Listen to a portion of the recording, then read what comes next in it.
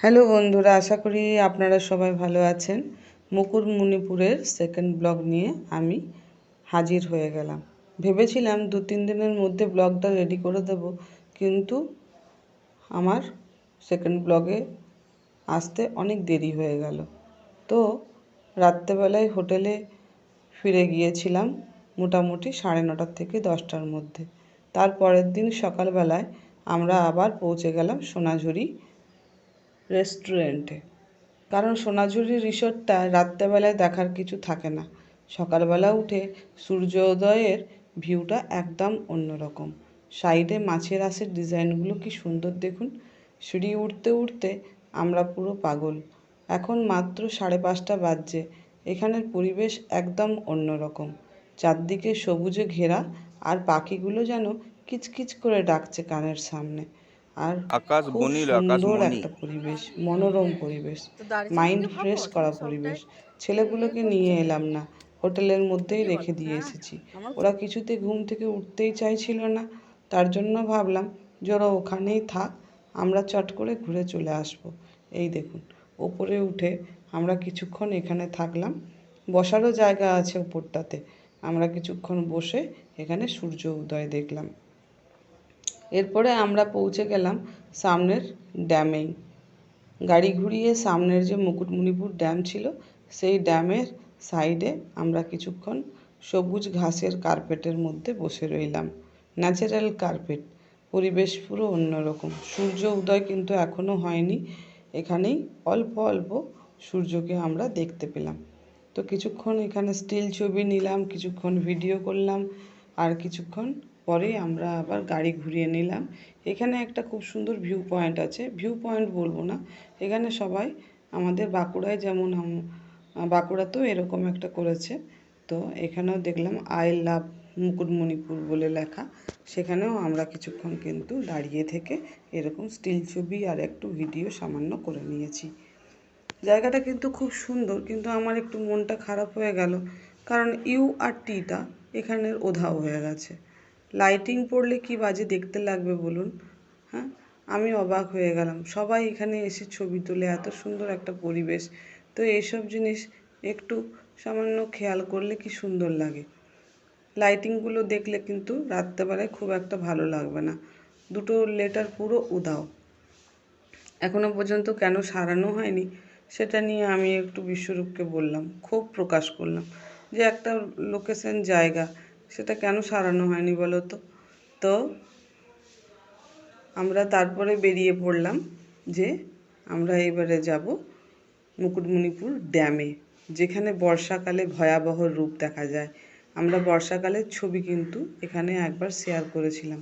বর্ষাকালে কিন্তু ওই যে বড় বড় যে ফুটোগুলো দেখতে পাচ্ছেন, বড় বড় যে ব্রিজের ওই সাইডে, ওগুলো দিয়ে ওপর থেকে জল পড়ে। এখন তো গ্রীষ্মকাল, এখন জল পুরো শুকিয়ে গেছে। আর এখান থেকে এইরকম দেখতে লাগে ভিউ পয়েন্টটা। কি সুন্দর, দারুণ জায়গাটা। সূর্য হালকা হালকা আমাদের গায়ের মধ্যে আলো ছড়াতে শুরু করেছে। আজকে কিন্তু কালকের মতন ওয়েদার নেই। আজকে মনে হচ্ছে ভীষণ গরম হবে। কালকে যেমন একদম রোদ থাকেনি, খুব সুন্দর পরিবেশ ছিল। ওই জন্য চারদিকটা ঘুরে নিয়েছিলাম। আজকে অবশ্য বেশি কিছু যাওয়ার জায়গা নেই। আজকে আমরা যাব সুতান আর যাব তালবেড়িয়া। গাড়ি ঘুরিয়ে নিলাম। দেখতে পাচ্ছেন তো পরিবেশটা কীরকম, দুদিকে সবুজ ঘেরা, আর মাঝখানে সরু কালো পিচের রাস্তা। এত অপরূপ মনোরম পরিবেশ। আজকে তো বাড়ি ফেরার সময়, কিন্তু বাড়ি যেতে মন যাচ্ছিল না। মনে হচ্ছিল এখানেই আর একটা দিন থেকে যাই। এরপরে আমরা চলে যাব পেয়ারলেস হোটেল। পেয়ারলেস হোটেলের জায়গাটা একটু নিরিবিলি, গা ছমছম করার জায়গা। কারণ ওখানে খুব বেশি লোকালয় নয়, একদম নিরিবিলি জায়গা। এই দেখুন, বাদিকে আছে পেয়ারলেস হোটেল। আর নামলাম না, আপনাদেরকে এই ভিডিওর মাধ্যমেই দেখিয়ে দিলাম। হোটেলটা কিন্তু খুব সুন্দর সাজানো গোছানো। এরপরে আমরা পৌঁছে যাব বারাকুট পাহাড়। পাহাড় বলবো না, পাহাড় সেখানে আর কিছু নেই। তো সেই একদম কিছু দেখারই দেখব। বারাকুটু পাহাড়ে সেখানে কিছু সেরকম কিছু নেই। এই পাহাড় কেটে কেটে কিছু রিসর্ট আছে। এরকমভাবে ছোট ছোট কয়েকটা হোটেল বানানো আছে, কিন্তু হোটেলগুলো খুব নির্জন। রাত্রেবেলায় কিন্তু এখানের পরিবেশ পুরো অন্যরকম। তো আমরা এগিয়ে গেলাম, এরপরে আমরা চলে যাব হোটেলের দিকে, কারণ আমাদেরকে এবার রওনা দিতে হবে। তাই হোটেলে কিছু খাওয়া দাওয়া করে নিলাম। খাওয়া দাওয়া করে নিয়ে আমরা এবার বেরিয়ে পড়ব সুতানের উদ্দেশ্যে। কারণ সুতানটা তো শুনেছি অনেক নিরিবিলি জায়গা, ওখানে বেশি দুপুর করলে কিন্তু মুশকিল আছে। তাই আমরা মোটামুটি ওখানে পৌঁছে যেতে হবে আমাদেরকে 12:30 1টার মধ্যে। বিকেল দিকে করলে কিন্তু পুরো অন্ধকার। মুকুটমণিপুর থেকে সুতান পৌঁছাতে পৌঁছাতে আমাদের প্রায় 12:30 বেজে গিয়েছিল। একদম নিরিবিলি নির্জন একটা জায়গা। এত ভয় লাগছিল, তার জন্য সেখানে আর বেশি ভিডিও তুললাম না। তারপরে আমরা বেরিয়ে পড়লাম রিমিল রেস্টুরেন্টে। ওখানে কিছুক্ষণ ছিলাম, দুপুরবেলা ওখানে খাওয়া দাওয়া করলাম। আর সুতানের বেশি ভিডিও তুললাম না, কারণ ওখানে কোনো নেট ছিল না।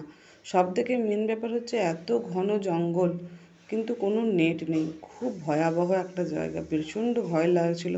একে তো আমাদের আস্তে আস্তে প্রায় 1টা 1:30 বেজে গেছিলো।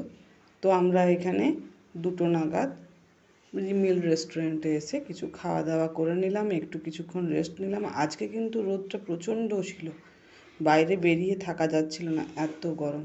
তো দেখুন, আমরা এই রিমিল রেস্টুরেন্টের কিছু ভিডিও, এখানে নেটের প্রবলেম ছিল না বলে কিছু ভিডিও তুলেছি। এখানে কিন্তু ট্রি হাউসগুলো খুব সুন্দর, আর ভেতরটাও কিন্তু খুব সুন্দর। এসি রুম ছিল বলে আমরা বেশিরভাগটাই এখানেই ভিতরে বসেছিলাম। এখানে আমি একটা লাইভ প্রোগ্রাম করেছি। যদি আপনারা লাইভ প্রোগ্রামটা দেখে থাকেন, তাহলে সেখানেই আপনারা রিমিল রেস্টুরেন্টের কিন্তু বুকিং করতে পারবেন। ফোনেও বুকিং করা যায়, আবার ওয়েবসাইট থেকেও বুকিং করা যায়। রেস্টুরেন্টটা কিন্তু খুব সাজানো গোছানো। আমরা ভেবেছিলাম যে এখানে হয়তো রেট বেশি হবে, কিন্তু রেট কিন্তু বেশি নয়, একদম সাফিসিয়েন্ট রেট। খাবারের কোয়ালিটিও খুব সুন্দর। এখান থেকে মোটামুটি আমরা বেরিয়ে পড়েছিলাম 3টা নাগাদ। খাওয়া দাওয়া করে এখান থেকে 3টা নাগাদ বেরিয়ে আমরা বেরিয়ে পড়লাম তালবেড়িয়ার ড্যাম। তালবেড়িয়ার ড্যামটি খুব সুন্দর একটা ড্যাম। সেখানেও আমরা কিছুক্ষণ টাইম স্পেন্ড করলাম, কারণ ওখানের পরিবেশ একদম অন্যরকম। মুকুটমণিপুর ড্যামের মতনই খানিকটা এখানটা দেখতে। তো তো আমরা এখানে কিছুক্ষণ মনোরম পরিবেশ উপভোগ করলাম। তখন প্রায় 4টে নাগাদ, 4টে বাজছে। আর আমরা এবারে বাড়ি ফিরবো, তারও একটা প্রিপারেশন, এবারে মানসিক প্রিপারেশন নিতে হবে, কারণ ছেলেদের মন খারাপ হয়ে গেছে এখন থেকেই, যে আর একটা দিন এখানে থাকলে খুব ভালো হতো। গাড়ি ঘোরাতেই ছেলেদের মনগুলো খারাপ হয়ে গেল, বললো আর একটু থাকলে মনে হয় মা ভালো হতো। কিন্তু আমাদের এবারে পৌঁছতে প্রায় রাত হয়ে যাবে বলে আমরা গাড়ি ঘুরিয়ে নিলাম সেকেন্ড ওয়াইফ রেস্টুরেন্টে। আমরা কিছু খাওয়া দাওয়া করলাম, কারণ পৌঁছতে পৌঁছতে আমাদের প্রায় 6টা বেজে গিয়েছিল। তো আশা করি আমার এই ব্লগটা আপনাদের ভালো লেগে থাকবে। মুকুটমণিপুরে নানা রকম ঘোরা এবং দেখার জায়গা আছে। আমার এই ব্লগ দেখে আপনারা সেখানে যেতে পারেন। ভিডিওটা শেয়ার করবেন, আর লাইক দেবেন, কমেন্ট দেবেন। সুন্দর থাকবেন। আশা করি আমার এই ভিডিওটা আপনাদের ভালো লেগে থাকবে। টাটা।